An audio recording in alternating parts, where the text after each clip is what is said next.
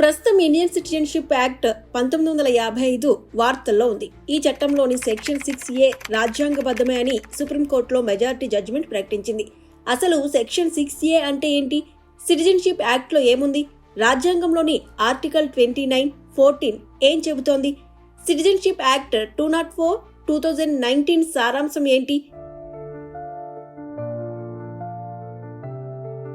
మళ్లీ తెరపైకి పౌరసత్వ చట్టం 1955 యాక్ట్ అంశం దేశంలో హాట్ టాపిక్ గా మారింది. దేశంలోని అక్రమంగా చొరబడి నివసించే వారికి ఇది వర్తించదు. బంగ్లాదేశ్, పాకిస్తాన్ నుండి శరణార్థులుగా వచ్చి నివసించే వారి సంఖ్య నానాటికి పెరిగిపోతుండటంతో వీటిని అరికట్టేందుకు కేంద్రం ఈ ఆర్డినెన్స్ అంశాన్ని తీసుకొచ్చింది. తర్వాత 1955 చట్టంలో సెక్షన్ 6Aను సవరణలు చేస్తూ దీనిని శరవేగంగా అమలు చేసేందుకు కేంద్ర ప్రభుత్వం 2019లో లోక్సభ, రాజ్యసభలో ఆమోదం పొందింది. ప్రభుత్వ నిర్ణయానికి అనుకూలంగా 311 ఓట్లు వేస్తే 80 మంది ఈ బిల్లును వ్యతిరేకించారు.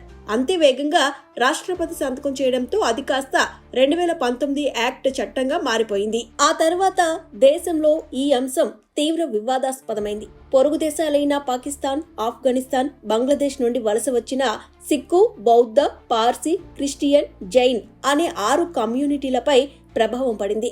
దీనిపై దేశంలో వ్యతిరేకత సమస్యలు తలెత్తాయి. కాగా 2020 నాటికి అమల్లోకి తెచ్చేందుకు కేంద్ర ప్రయత్నాలు ఫలించలేదు. అప్పటి నుంచి సుప్రీంకోర్టులో విచారణ కొనసాగుతోంది. తాజాగా ఈ అంశంపై మరోసారి సుప్రీంకోర్టులో మెజారిటీ జడ్జిమెంట్ 1955 చట్టానికి ఓకే చెప్పింది. అసలు 1955 పౌరసత్వ చట్టం యాక్ట్ ఏం చెబుతుంది? దీన్ని ఎప్పుడు ఎవరు ఆమోదం తెలిపారు? భారత్ పార్లమెంటు దేశ పౌరసత్వానికి సంబంధించిన చట్టాలను రూపొందిస్తుంది. అవసరమైనప్పుడు సవరణలు చేస్తుంది. ప్రపంచ వ్యాప్తంగా దేశ మూలాలు కలిగి ఉన్న భారతీయులను దేశ ప్రగతిలో భాగస్వాములను చేయడానికి ద్వంద్వ పౌరసత్వం కల్పించేదే ఈ చట్టం. వాస్తవానికి అప్పటి ప్రధాని రాజీవ్ గాంధీ కాలంలో 1986లో పార్లమెంటు పౌరసత్వ చట్టాన్ని సవరించింది.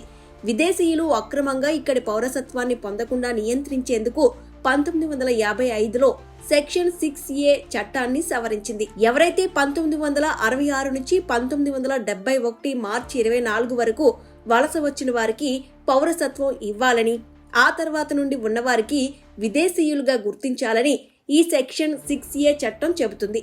అయితే సెక్షన్ 6A అనేది రాజ్యాంగ విరుద్ధమని కొందరు కోర్టులో పిటిషన్ దాఖలు చేశారు. తాజాగా సెక్షన్ 6A అనేది రాజ్యాంగబద్ధమే అని సుప్రీంకోర్టు తీర్పిచ్చింది.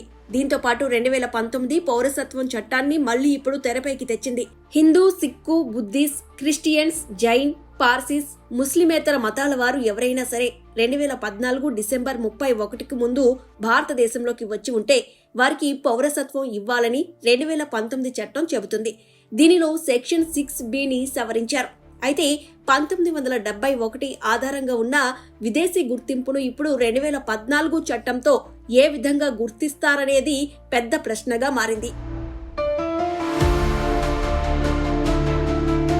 కేంద్రం 2019లో ప్రవేశపెట్టిన బిల్లు ప్రకారం ఆఫ్ఘనిస్తాన్, బంగ్లాదేశ్, పాకిస్తాన్ నుండి హిందూ, సిక్కు, బౌద్ధ, జైన్, పార్సీ, క్రైస్తవుల వలసదారులను భారతదేశ పౌరసత్వానికి అర్హులుగా చేయడానికి పౌరసత్వ చట్టం 1955ని సవరించాలని కోరుతుంది. వాస్తవంగా చట్టం ప్రకారం అక్రమ వలసదారు విదేశీయుడే భావనను కలిగి ఉంటుంది. అయితే కేంద్రం తీసుకున్న నిర్ణయం ఆర్టికల్ 14కు విరుద్ధమని విమర్శలు చెలరేగాయి. మరోపక్క మన దేశానికి వలసదారులుగా వచ్చే విదేశీయుల్లో ఎవరికి పౌరసత్వం ఇవ్వాలో, ఎవరికి ఇవ్వకూడదో తేల్చుకునే అధికారం తనకు లేదా అని ప్రభుత్వం వాదిస్తుంది.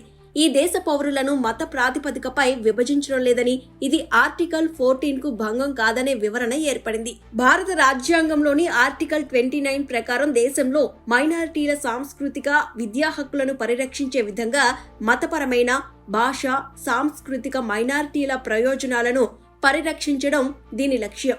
అయితే ఇదే అంశాన్ని అస్సాం ప్రభుత్వం చాలా సీరియస్ గా తీసుకుంది. ముఖ్యంగా పాకిస్తాన్, బంగ్లాదేశ్ సరిహద్దు గుండా అస్సాంలోకి చొరబాటుదారుల సంఖ్య విపరీతంగా పెరిగిపోయింది. గత కొన్ని దశాబ్దాల కాలంగా ఆ రాష్ట్రంలో చాలా సామాజిక, రాజకీయ మార్పులను చోటు చేసుకున్నాయి.